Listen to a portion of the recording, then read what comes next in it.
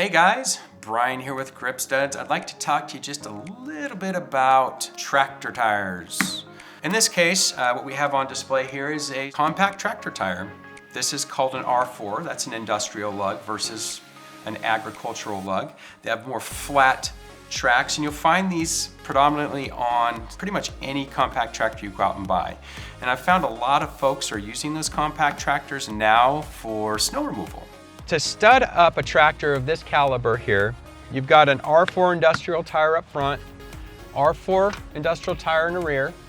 What you're going to want is a minimum of 2 to 3 studs, minimum of 2, max of 3 per front lug. So one here, one here, one here, or one here and one here. Just follow that pattern throughout the whole tire.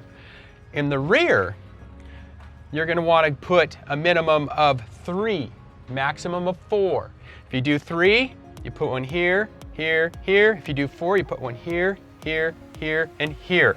If you do that, you've pretty much outfitted your machine completely. You shouldn't have to add any more than that. So just to recap, in regards to the compact tractor, you're going to want a minimum of 2 of the 1910 studs per lug in the front tire, and you're going to want a minimum of 3 of the 1911 studs per lug in the rear tire. So that pretty much just covers compact tractor lugs and give you a pretty good idea as to what you need to do to get your tractor going this next winter. Thanks for watching.